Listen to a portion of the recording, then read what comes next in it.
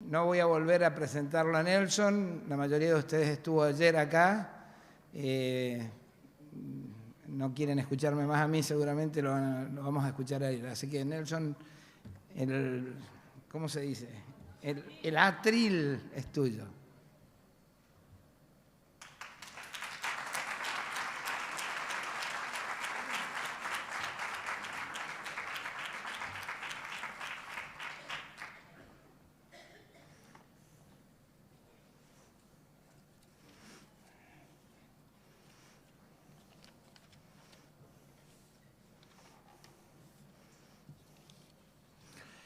Buenas noches con todas, con todos.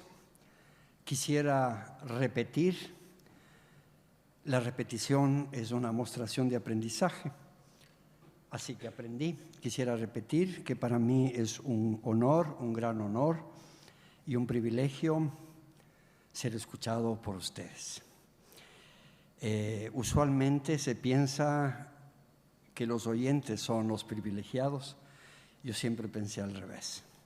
Para mí es el privilegio de tener un público tan numeroso y sobre todo tan selecto. Voy a hablar, si es que es posible que logre hacerlo, sobre la violencia social como un tema fundamental de la salud pública.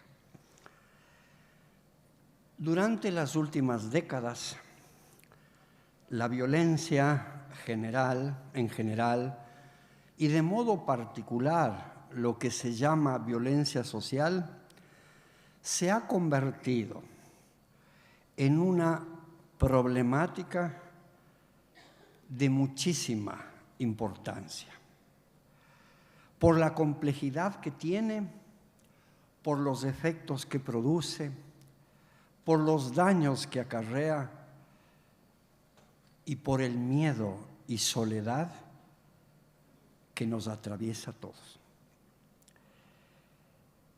Esta problemática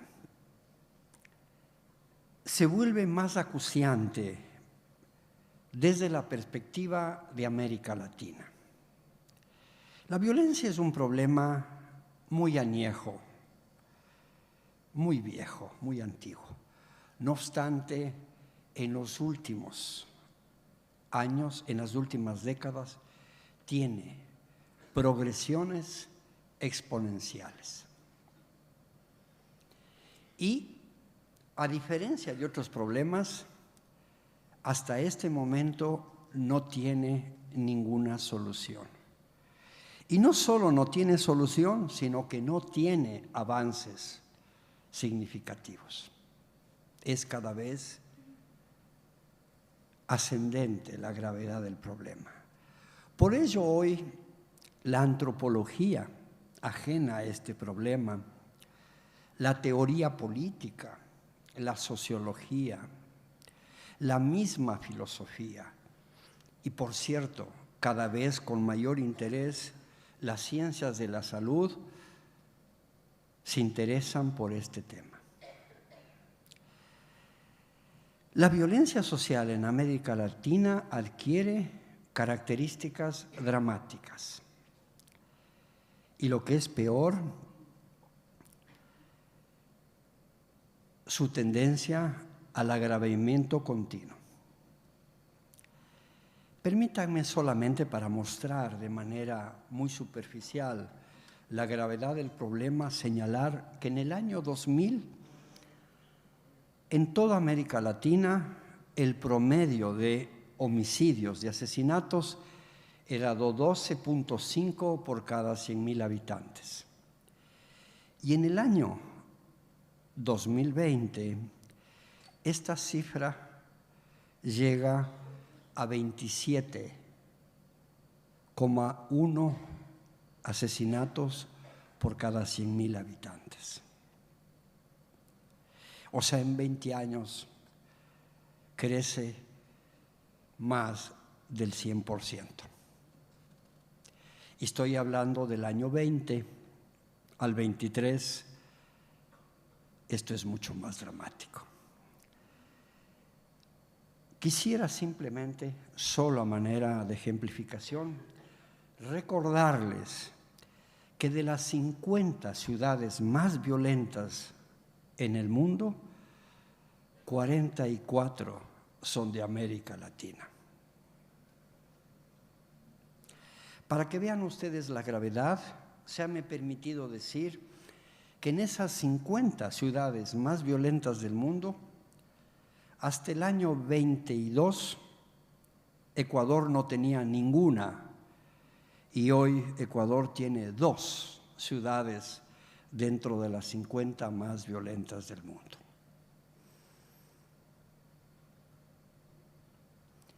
Colima, una ciudad mexicana que ocupa el primer lugar, desafortunadamente, en indicadores de homicidios, tiene para el año 2022 192 asesinatos por cada 100,000 habitantes.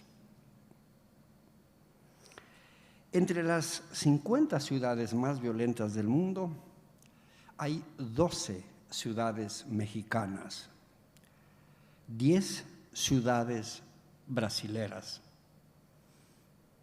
4 ciudades colombianas, 2, como había señalado, ecuatorianas, y otras se reparten en los diferentes países de América Latina.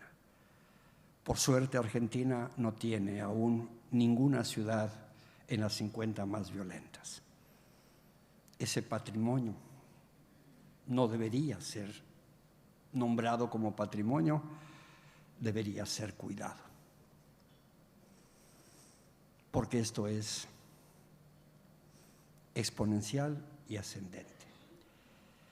Me encantaría señalar, por ejemplo, que en países como Somalia o Guinea en el África, el 95% de todas sus mujeres entre 15 y 49 años han sufrido la ablación de clítoris. O sea, una mutilación genital institucionalizada legalmente y avalada por un etos cultural ancestral. En países como Irak, como Emiratos Árabes, la ablación del clítoris llega al 95% de su población. Y aunque en América Latina no existe la tradición, sin embargo, sabemos que algunos pueblos practican la ablación del clítoris, pero de cuya situación no tenemos información precisa. ¿Verdad? También me gustaría recordar que de los 15 países de mayor desigualdad en el mundo, 12 de ellos son de América Latina. América Latina no es la zona más pobre del mundo, pero es en cambio la zona de mayor inequidad.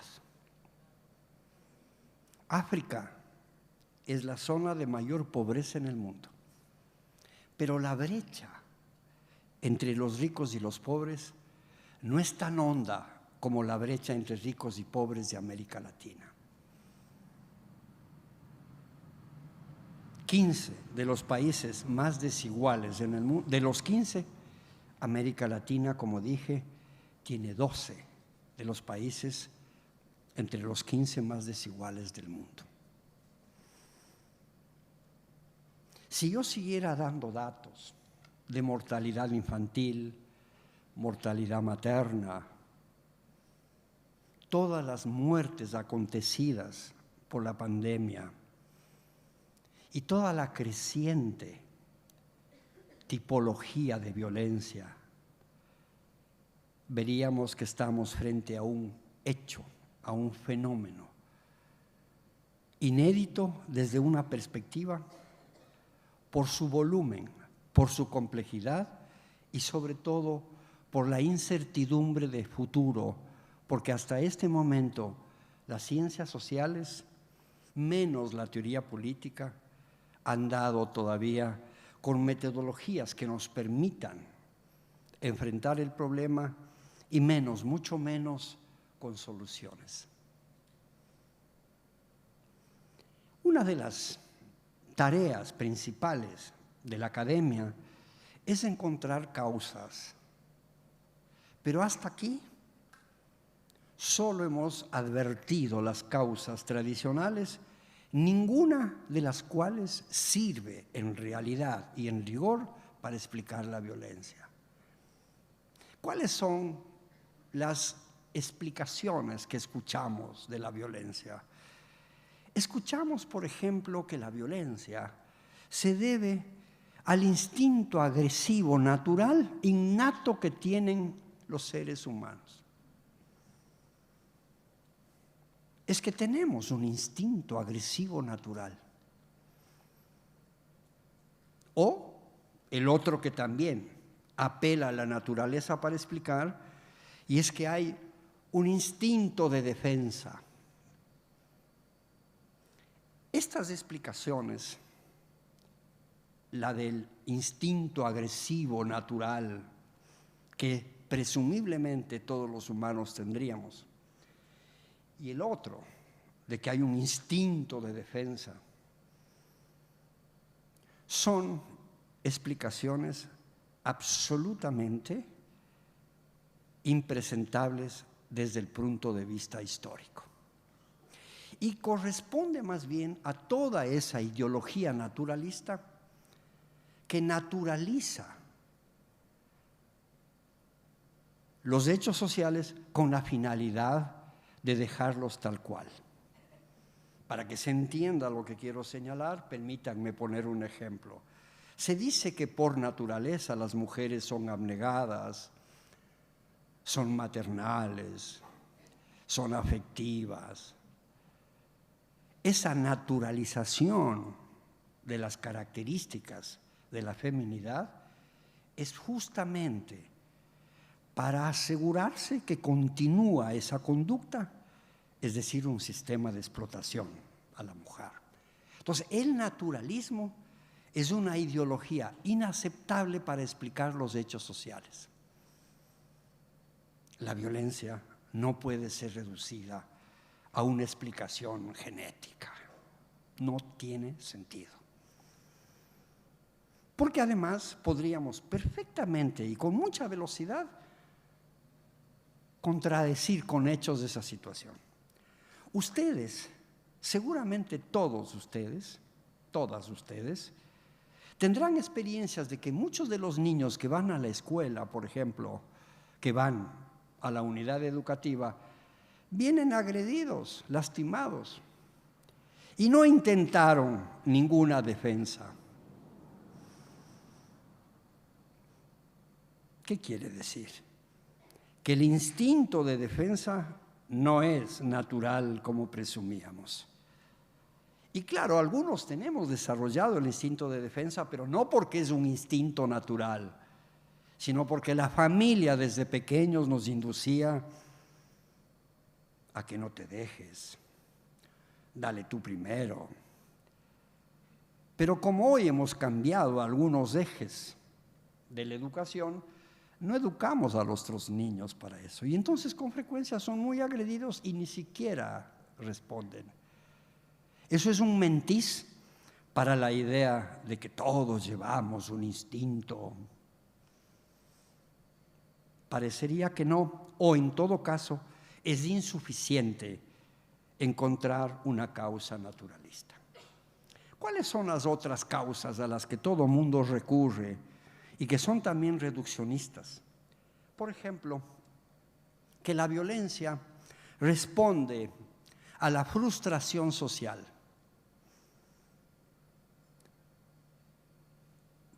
Bien podría explicarse algún tipo de violencia o algunas violencias con la frustración, pero erigirle como una causa principal de la violencia es realmente un determinismo social inaceptable. O estas teorías de la frustración, o estas teorías de que la violencia se aprende y que por lo tanto hay una explicación de un aprender en la vida cotidiana a ser violentos. Sí podría explicar aisladamente alguna violencia, pero la violencia que el mundo sufre no es aislada, no es circunstancial, no es casuística, es una violencia organizada. Estamos frente a una industria del crimen, frente a una industria del delito. Entonces es insuficiente decir que es un aprendizaje en el entorno familiar o educativo en el que uno vive. No alcanza la explicación. Y obviamente tengo que decir lo que la mayoría de nosotros insistimos en, que la pobreza es la causa principal. La pobreza está asociada a muchos males, incluida la violencia. Pero poner a la pobreza como causa significaría decir que los pobres son violentos, lo cual es notoriamente inexacto por lo menos. O de cuya afirmación de que la pobreza es la causa principal de la violencia, podríamos criminalizar el reclamo, la protesta y el malestar que los pobres nos dejan ver con frecuencia por sus carencias. Como de hecho sucede. Terminamos criminalizando la protesta y culpando a las víctimas de ser los victimarios de la violencia. Eso en lógica o en filosofía se llama petitio principis, porque es poner como causa algo que es efecto, ¿verdad? Entonces hay muchísimas otras explicaciones, ¿no? La falta de educación, uno escucha, con todo respeto a los que piensen diferente, que porque ya no damos una materia en la secundaria que se llamaba cívica, ¿verdad? Que porque ya no hay el espíritu patriótico. Todas las explicaciones son, si bien en algún caso particular podrían ayudar a entender, en el hecho colectivo, en el hecho global, no tienen asidero. Y entonces tenemos que ahondar metodologías de investigación, construcciones teóricas. Necesitamos nuevos conceptos, nuevas ideas que nos permitan entender esto. No estamos frente a una sociedad tradicional. Podríamos señalar múltiples de estas causas, yo llamaría causas falsas. Hay muchísimas, que la desintegración de la familia, que la migración, que la crisis de valores.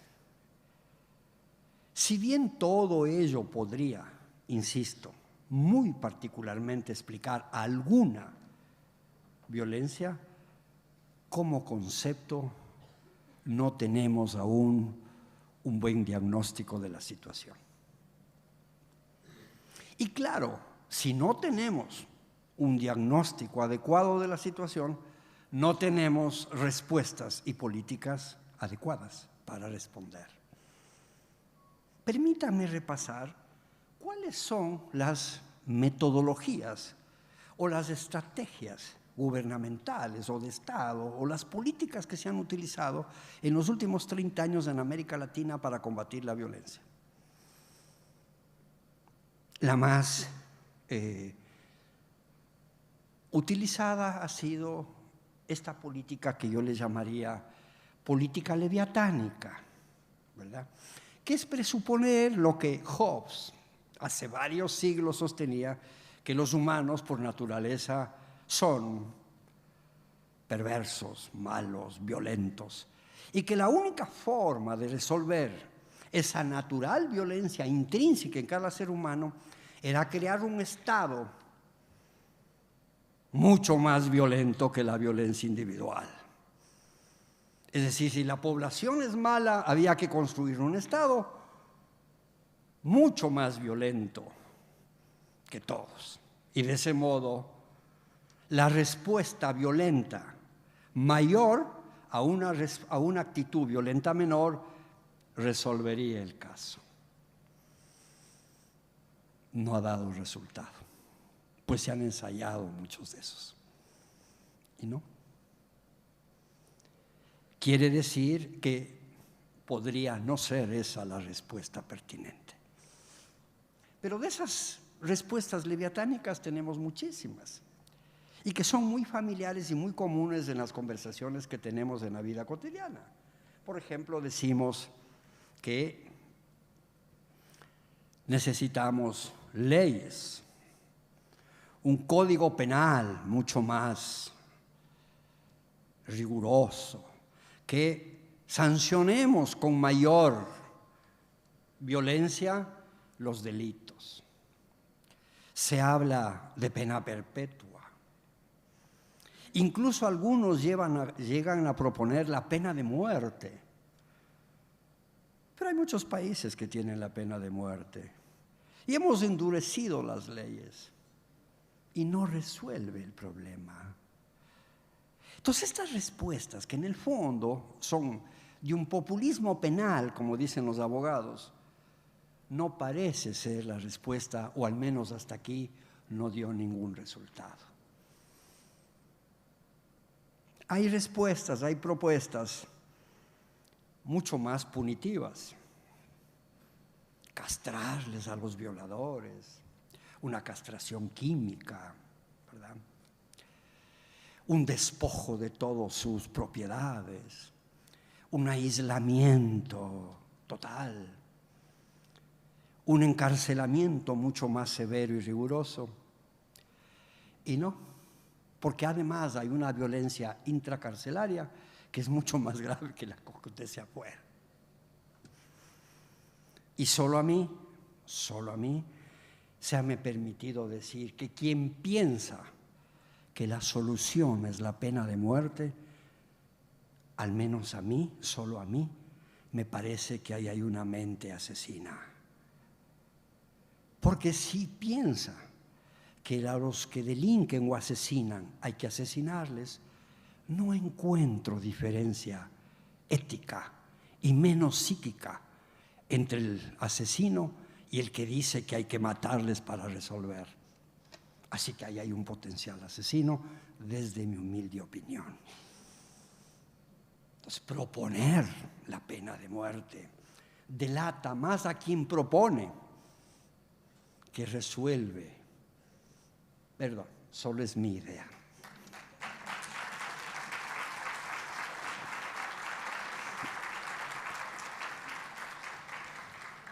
Estas narrativas de apelación a la fuerza, de aprobar leyes que permitan que las Fuerzas Armadas patrullen la ciudad y que abandonen sus funciones tradicionales y que coadyuven con la policía, se hacen en muchos países y no ha resuelto nada. Nada.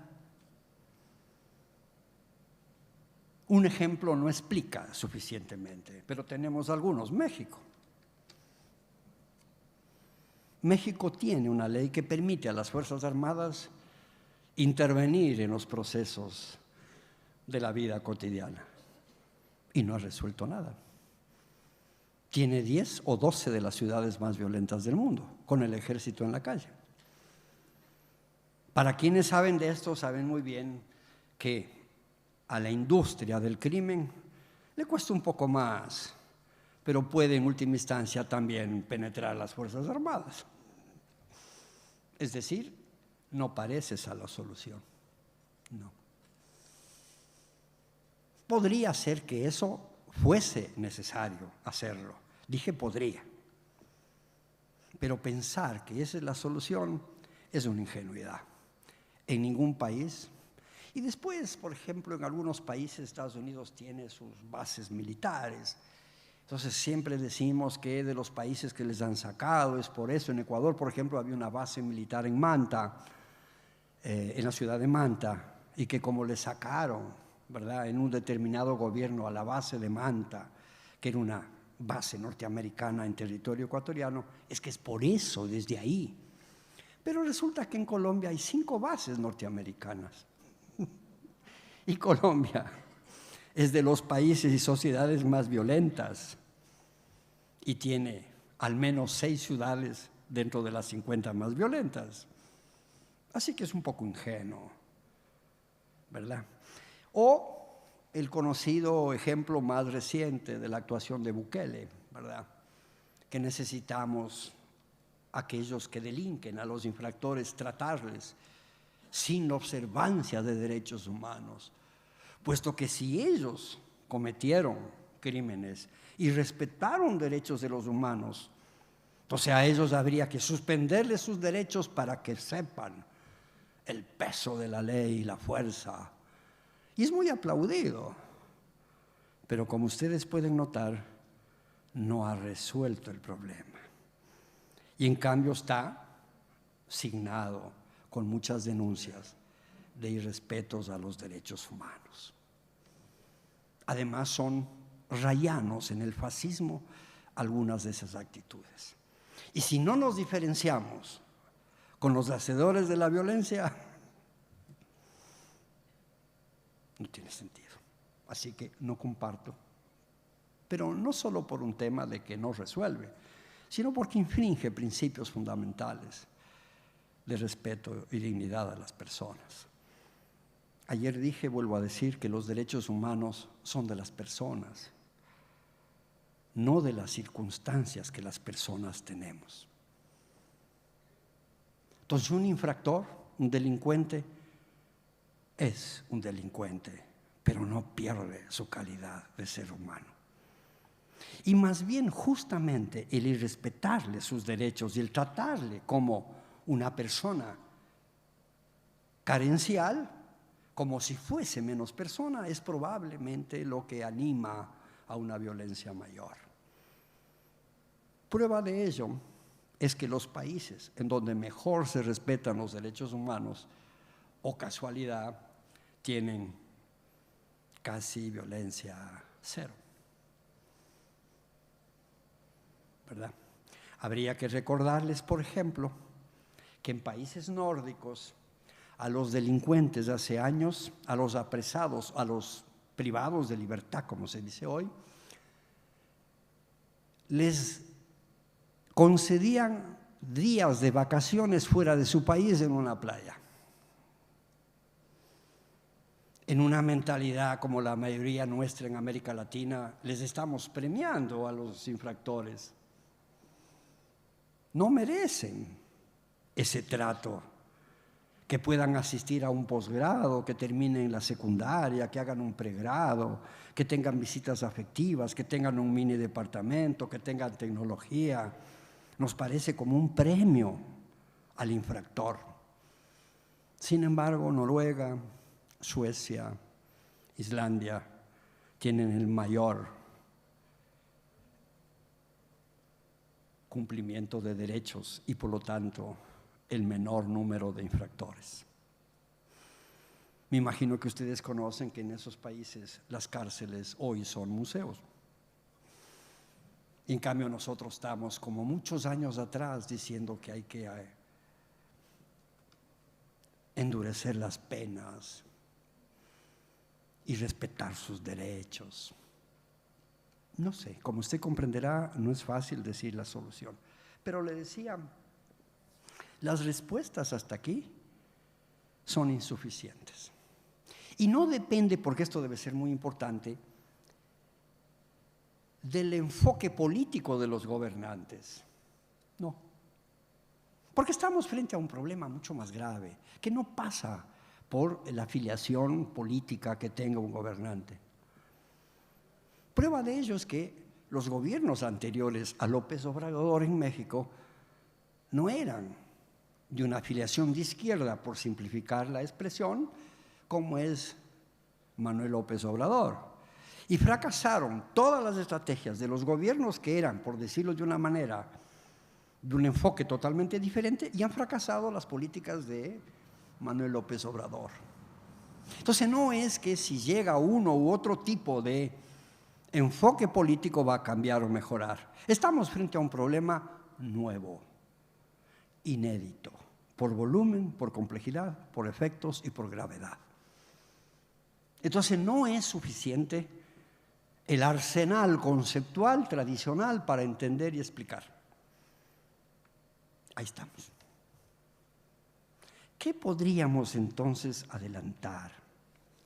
Lo que tenemos que adelantar entonces es cambiar la metodología de análisis.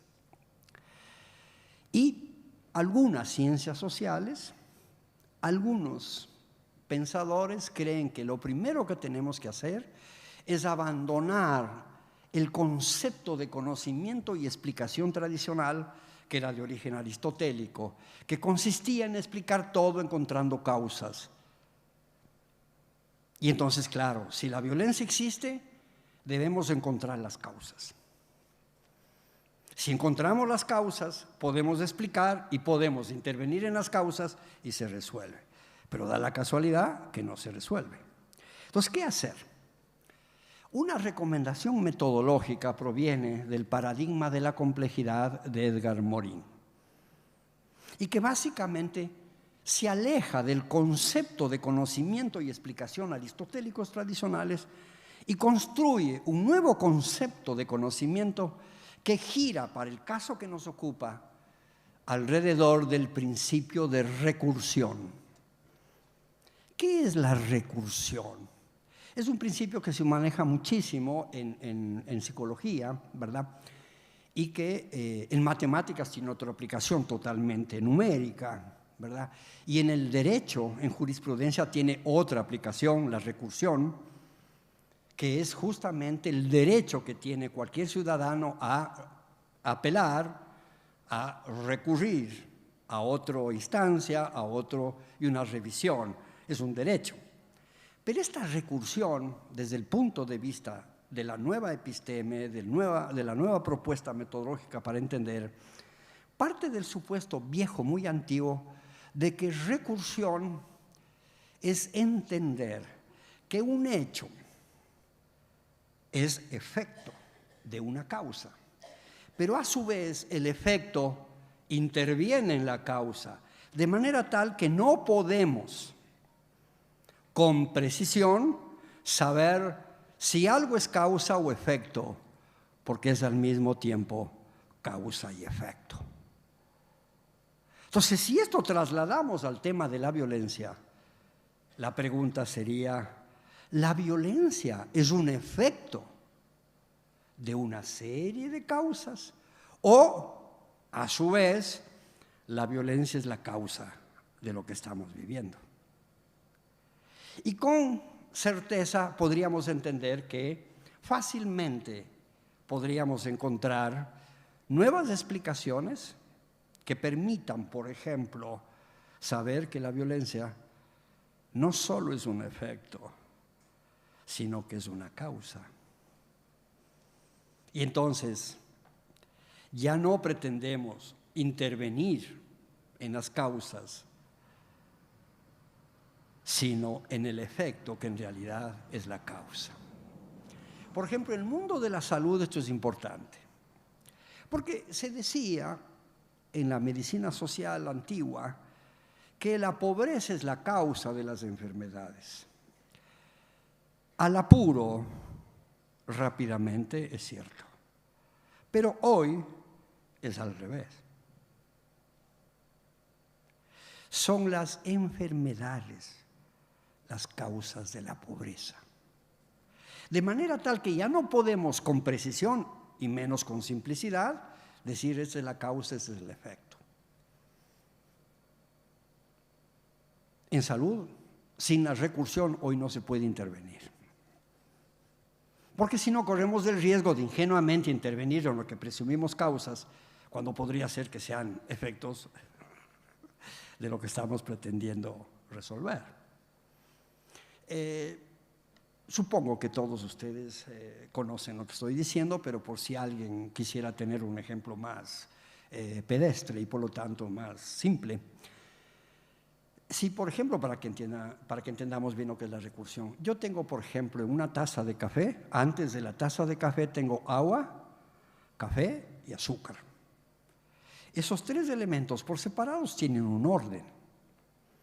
Pero en el momento que les junto agua, café y azúcar, por ejemplo, y les mezclo, les meso, estoy generando un desorden y se abandonan su estatus de orden original para dar lugar a un desorden. Pero ese desorden, a su vez, es un nuevo orden. Entonces, ese nuevo orden entra a través de la digestión al organismo humano y a través de los jugos gástricos, de la intervención del anal, se produce otro desorden para generar un nuevo orden. Entonces, la realidad no puede explicarse causa y efecto, sino con lo que algunos autores llaman el bucle recursivo, es decir, que todo deviene en su otro y su otro deviene en el primero, pero no circularmente, sino en espiral, para hablar de los bucles. Esta es una nueva metodología para entender los conceptos. Y es fundamental, ¿por qué? Porque entonces tenemos que superar esa ingenua, muy ingenua en mi opinión, idea de que los agresores son agresores y que los que sufrimos esa agresión, los que sufren esa agresión, esa violencia física o psíquica, son víctimas. Cierto. Los unos son victimarios y los otros son víctimas. Pero si reconocemos el bucle y la recursión, escuchen, aunque parezca herejía lo que voy a decir, los victimarios son también víctimas. Y solo tratarles como victimarios ya distorsiona la comprensión de la realidad. Los delincuentes, no cabe duda. Los agresores, no cabe duda, son victimarios. Pero no nos hemos puesto a pensar qué hace que un ser humano llegue a esa circunstancia. Y entonces, si partimos de ese criterio, podría ser que ese ser humano que es agresor y violento, en realidad sea víctima de una sociedad que le condujo hacia allá. En cuyo caso eliminarle a él o rehabilitarle a él no resuelve nada. ¿Por qué? Porque hemos dejado intocadas las circunstancias sociales que dan lugar a eso. En cambio, con la recursión permitiría entender que si bien los victimarios son agresores, sin duda alguna, a su vez son víctimas de una situación social que les conduce hacia allá. Evidentemente no en la misma proporción, eso tiene que estar claro. Y además no todos los humanos reaccionamos de la misma manera. Porque en la vida hay otros elementos recursivos como el azar. No sé si ustedes conocen, pero con seguridad, con 2 hijos, 3 hijos de la misma familia, las mismas circunstancias económicas, el mismo entorno familiar, afectivo. Uno de ellos se malogra como persona y comete fechorías, y otro es un ser humano ejemplar. Entonces no podemos decir las circunstancias, el origen, la familia, hay un azar. Entonces pensar que son las condiciones sociales, solo ellas las que llevan, es otra ingenuidad. Entonces necesitamos un concepto más complejo, más recursivo. Pero recién estamos intentando, o recién las ciencias sociales están intentando adelantar esto. Pero evidentemente Para avanzar allá hay que abandonar todos los prejuicios naturalistas, todos los prejuicios reduccionistas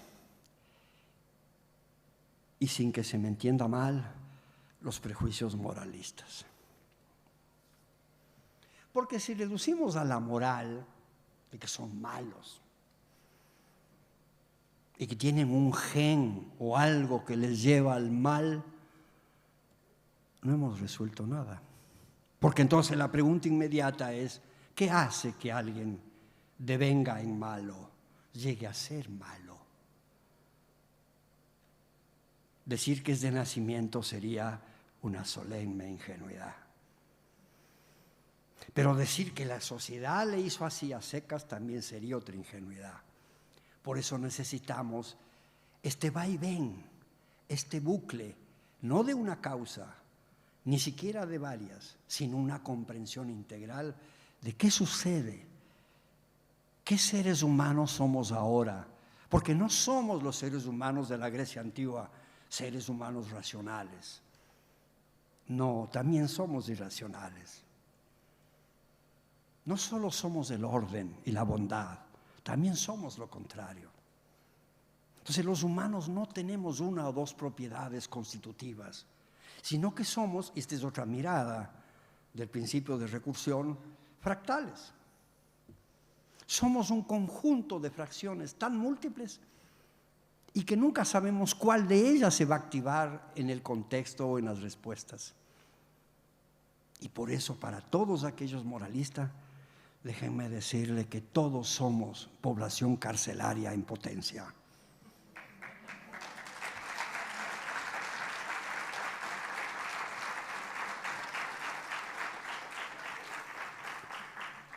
Ojalá que no. Pero pensar que yo soy bueno y que yo nunca cometería esa fechoría es parte de la ingenuidad humana. Habría que ver si nosotros tenemos las mismas circunstancias de los infractores, de los agresores, de los malhechores, y sería bueno saber qué sucede. Yo siempre pongo como ejemplo que yo soy muy honrado y en un sitio de compraventa me dan un vuelto de más y yo regreso henchido de dignidad y digo, disculpe, me está dando de más, ¿verdad? Y le devuelvo, entonces no sé qué honrado, ¿no? Pero honrado en 20 pesos, comprendo. Habría que ver si mi honradez es la misma en otras condiciones o en otros ámbitos de la vida.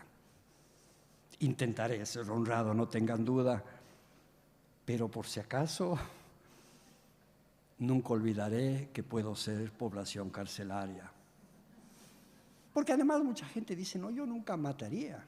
Sí, yo tampoco en principio. ¿Y un descuido en la conducción? Y el chico a quien uno le hiere o le lastima, o la chica pertenece a una familia, y usted termina en la cárcel y a los 2 días le han violado. ¿Qué nos podría decir después? Que es víctima de unas circunstancias, seguramente. Y los otros no, ¿verdad? Los otros, en cambio, son malos, pícaros. Por eso es importante cambiar el enfoque de la comprensión y de la explicación. Y obviamente eso lleva a investigaciones, a reflexiones que recién se están adelantando con un nuevo enfoque. Hasta tanto tendremos que ir haciendo una suerte de exploraciones, todas ellas con enorme incertidumbre, seguramente con más errores que aciertos, pero lo que sí tiene que estar claro es que necesitamos otros conceptos, otras miradas, porque las narrativas sobre la violencia, al ser todas tradicionales, o casi todas tradicionales, no nos permiten entender y sobre todo no nos permiten visualizar posibles salidas. Le voy a repetir brevemente un listado pequeño que hice de las violencias que existen para que usted tenga una idea, ¿verdad? Verá. Hay violencia autoinfringida, suicidio.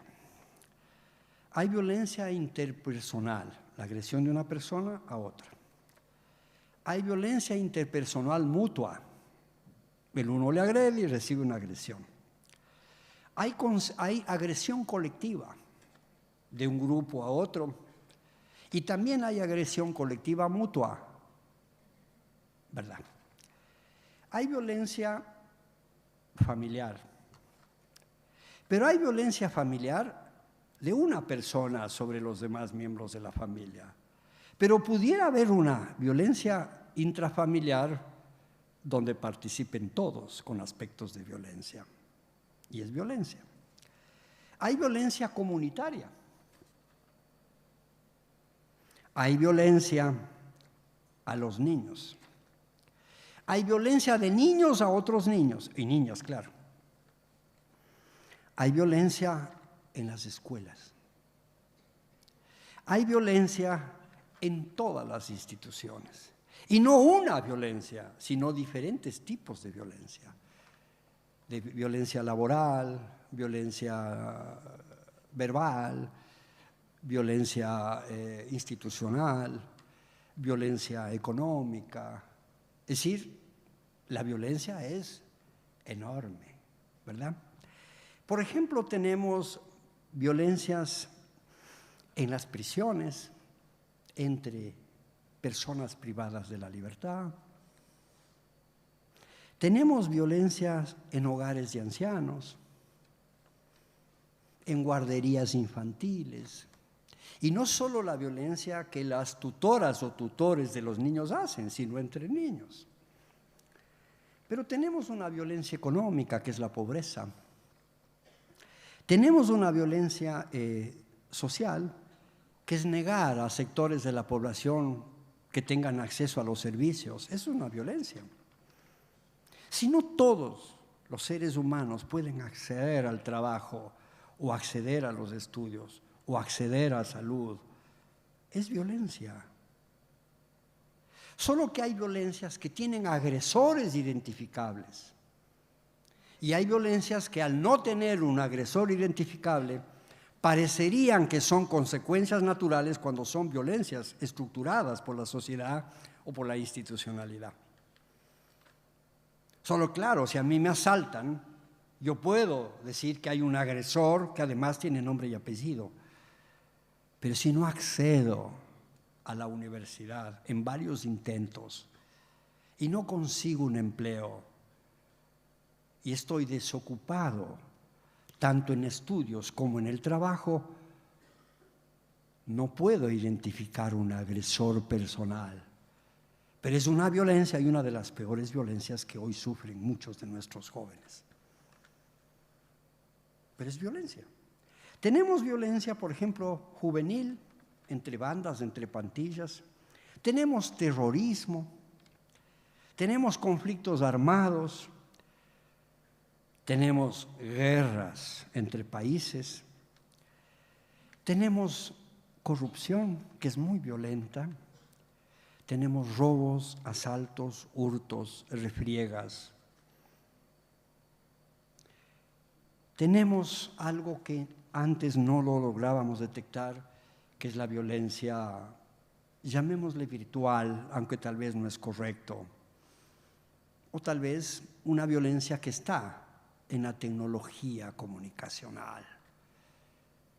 Entonces, por ejemplo, los memes que tanto les hace disfrutar a muchos, podría ser que a muchos otros les resulte muy dañino.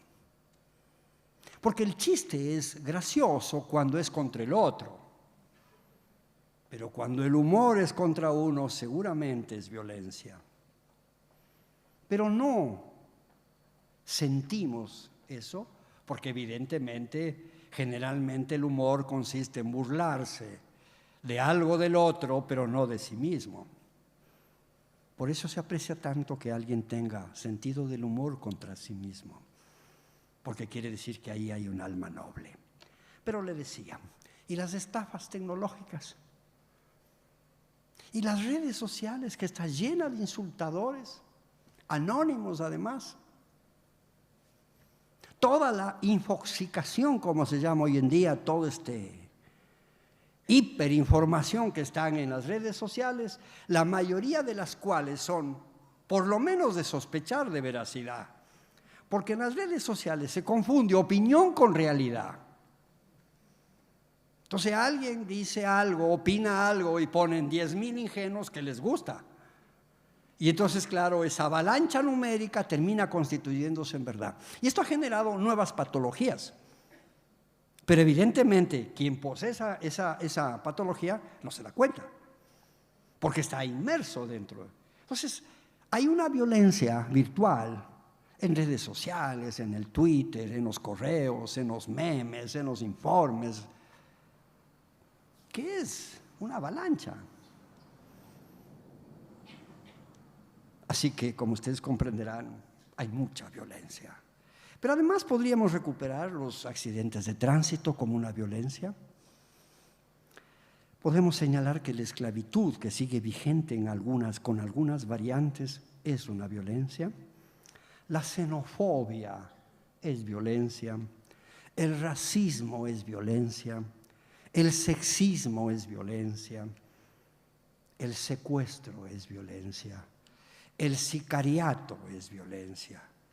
Y un cúmulo mucho más grande de violencias menudas, silenciosas, como la descalificación, como la burla, como la inferiorización, como el lenguaje despectivo, una violencia gestual. Entonces la violencia no es un tema, es una complejidad de una magnitud insondable por ahora. Obviamente, como ustedes podrán suponer, todos nos hacemos la pregunta, ¿cómo hacer una clasificación, que es una tarea investigativa? Clasificar es una tarea básica del conocimiento científico. ¿Cómo clasificar? Entonces uno entra, por ejemplo, a los escritos de la OPS, de la OMS, y dice, la violencia es física, psíquica y social. Y uno piensa que está frente a algo absolutamente claro y nítido, y no, por la recursión. Porque pregunta, ¿hay acaso una violencia física que no tenga efectos psíquicos?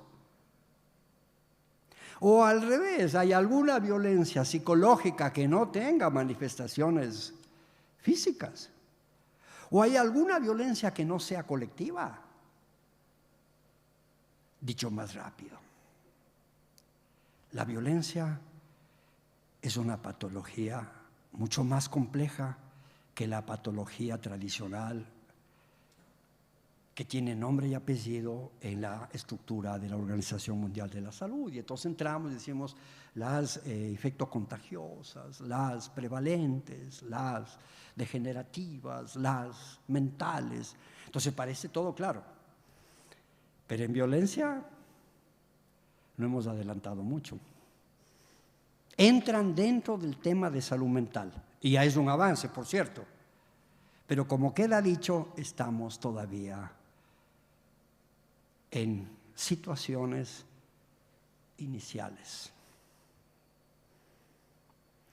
Mi opinión es que lo que tenemos básicamente que conceptuar es que la violencia es una patología social.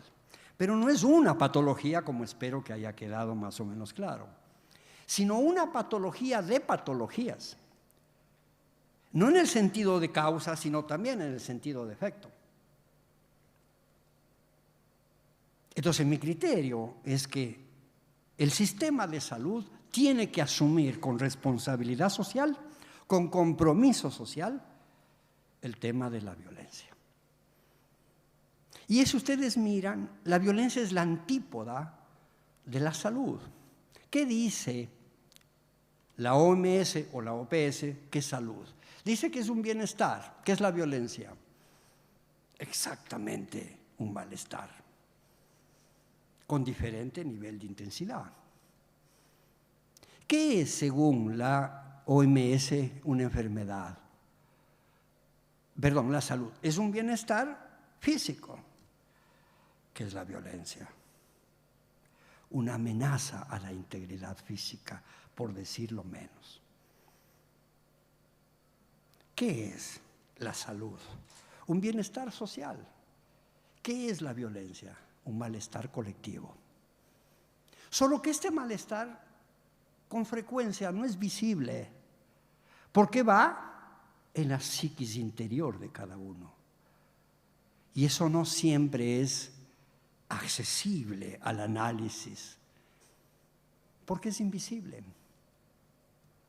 Ese es el problema de las patologías mentales. Son silenciosas, son con frecuencia no visibles, son intangibles y por eso mismo difíciles de tipificar, difíciles de poner en estadísticas, porque ni siquiera tenemos la clasificación pertinente y la metodología para clasificarlo. Entonces estamos frente a un hecho muy complejo, muy complejo. ¿Y por qué entonces la violencia tendría que ser vista como un problema? Porque igual que la patología, ¿qué hace? Que las enfermedades, me refiero tradicionales, ¿qué hace la violencia? Disminuye o elimina la autonomía. Disminuye o elimina la movilidad. Entonces yo quisiera moverme tranquilamente y me dicen, no, por ahí no vaya. Entonces se limita la movilidad, se limita la libertad decisional. Exactamente que la enfermedad. Cuando una persona tiene alguna patología, necesita de alguien que le acompañe, alguien que decida por él. Pierde la enfermedad, disminuye la privacidad, porque necesita que alguien, dependiendo evidentemente de la gravedad del tipo de patología, pero necesita que alguien incluso le vista. O incluso en un examen, le guste o no le guste, le van a invadir la privacidad de su cuerpo. ¿Y qué es la violencia? Una invasión a la privacidad, como puede ser la violencia sexual. Suspenden su privacidad. Y la violación no es un caso menor, y por eso no le nombré, porque es demasiado agudo el problema. Por ejemplo, en Ecuador hay, para que ustedes tengan una idea, entre 45 y 50 denuncias diarias de violación, lo cual dan un total de 17.000 violaciones al año. 17.000, dije. Como ustedes saben mejor que yo, en el mundo de salud puede haber subregistro. O sea que estamos frente a un hecho vergonzante. Pero como no tenemos explicaciones suficientes, porque explicamos moralmente, él es malo, le violó, y sin duda eso puede explicar en algún caso, pero un hecho social tan complejo, la moral es insuficiente. La moral es muy útil, así que cuidado, se cree que yo estoy contra la moral, no, sino que en la complejidad de los conflictos, la moral es insuficiente. Se necesitan otros avances de perspectiva que son más sociales, más teóricos, nada más. Cuidado, se me entiende que yo estoy contra la moral, nada más alejado a la realidad. Solo que decía que la moral es insuficiente para entender la complejidad. Pero por eso mismo, la violencia es como la enfermedad, mata a mucha gente, quita la vida. Y si la salud lo que busca es proteger la vida, hay que preocuparse de la violencia como una causa de salud pública, ¿verdad? Obviamente, como ustedes comprenderán, no podemos decir estas son las soluciones y las respuestas, porque estamos frente a un hecho de situación iniciática. Lo que sí tenemos que tener conciencia es que los conceptos tradicionales son insuficientes. Entonces, mientras logramos esos avances metodológicos, conceptuales, teóricos, echando mano de nuevas conceptualizaciones, yo creo que podemos, obviamente, hacer cosas más pequeñas, pero urgentes, como visibilizar el problema de violencia como un problema de salud. O sea, tiene que estar perfectamente nítido eso. Y en el futuro tendremos que ir pensando en crear unidades de administración sanitaria encargadas solo del tema de violencia y no solo de salud mental, que estando muy bien, como queda claro, en mi opinión resultaría ser insuficiente. ¿Qué más podríamos hacer? Lo que recomienda la OMS en estos casos, que es construir redes, alianzas, acuerdos multisectoriales para enfrentar el problema. Ninguna institución, ni la policía, ni el ejército, ni la política, ni la economía, ni la educación, ni la salud por sí solas pueden con un problema tan grave, tan hondo, tan complejo. No hay más que unas alianzas multisectoriales estratégicas, que es una de las recomendaciones de APS además, ¿verdad? Pero, solo para no cansarles, me gustaría señalar que metodologías, conceptos, conocimientos, estrategias, políticas, funcionan y son útiles si y solamente si estamos previamente imbuidos de una actitud ética. Y la ética no tiene que ver con el ser, sino con el deber ser. Es decir, no es lo que ya es, sino lo que debería ser. Entonces, hoy se están hablando de nuevas actitudes éticas. Una de las éticas que ayudarían a mejorar la comprensión del problema es la ética intercultural, o si ustedes quieren, en su aplicación en salud, salud intercultural. Pero hoy hay una ética nueva, igualmente como la intercultural, que podría ser útil, al menos como actitud para enfrentar una mirada distinta sobre la violencia y sobre la vida misma, y se llama la ética del cuidado. Para que se entienda mejor lo que es la ética del cuidado, permítame echarle un cuento. Higinio era el bibliotecario de Octavio Augusto y escribió muchísimas leyendas, ¿verdad? Es un escritor, fábulas. Pero una de las fábulas que Higinio recoge tiene que ver con algo que está no tan explícito, aunque esté entre líneas, tanto en la mitología griega como en la mitología romana. Y tiene que ver con un sujeto, con un personaje que se llama Cuidado. Entonces, Cuidado es un personaje de la mitología griega y romana que, según la descripción de Higinio, era un chico, un joven, inteligentísimo, muy hábil, con sus manos, muy inteligente, muy ejecutivo, muy resolutivo, muy rápido. Y como tenía esas habilidades, un día, casi casuísticamente según el relato, Cuidado toma barro de la tierra y modela un muñeco, ¿verdad?, que es lo más parecido de lo que hoy podemos llamar un ser humano. Y quedó maravillado de la obra en barro que había creado Cuidado. Y entonces, como estaba maravillado de la obra que había hecho, le pide a Júpiter que le dé el soplo de la palabra, el soplo del pensamiento y el soplo de la vida. Y Júpiter, condescendiente, le da a ese muñeco de barro vida anímica, lenguaje, pensamiento y sentimientos. Y entonces Júpiter verbaliza que quiere ponerle un nombre, porque él le da el ánimos vital.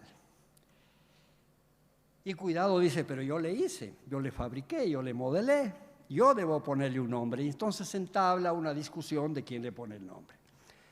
Según el relato, en ese momento aparece Gea, la diosa de la tierra, y señala, pero si este ser está hecho de barro y yo soy tierra, yo soy barro, a mí me corresponde ponerle el nombre. Y entonces, en vez de resolverse el conflicto, se agrava el conflicto, porque hay tres en discusión de quién le pone el nombre a esta creación de cuidado. Como no hay acuerdo, resuelven llamarle a Saturno. Y el viejo Saturno viene y dice lo siguiente: cuando muera esta criatura, tú, Júpiter, recibirás su espíritu, porque tú le diste palabra, pensamiento y ánimos vital. Y tú, le dice a Gea, cuando muera, recibirá su cuerpo, porque su cuerpo es de barro, y al barro debe volver. Y tú, cuidado, mientras viva, tienes que asegurarte que tenga abrigo, alimentación y vivienda. Y tienes que asegurarte que esta criatura que tú hiciste tenga alegría, conocimientos, técnicas y una vida gozosa. Entonces el cuidado es la responsabilidad colectiva de cuidar todas las vidas. Y Saturno dice, yo le voy a poner el nombre. Y le pone Humanus, que viene de dos palabras latinas, una más fuerte que otra, que es humus, que significa tierra fértil, y manus, que significa habilidad. Los seres humanos somos humus y manus. El humus alude al origen terrenal, profano, material, y el manus alude a la habilidad, a la creatividad, al arte. Esos somos los humanos. Pero como no hay cuidado como persona que cuide de nosotros, porque cuidado fenece, entonces es responsabilidad intrahumanos el cuidado. Entonces, cuidar la vida de los otros es una ética del cuidado. Cuidar la vida de nosotros es una ética del cuidado. Asegurarnos del bienestar físico, asegurarnos su alimentación, su abrigo, su vivienda y su vida pacífica es ética del cuidado. Que no nos falte a nadie la ética del cuidado. Muchas gracias.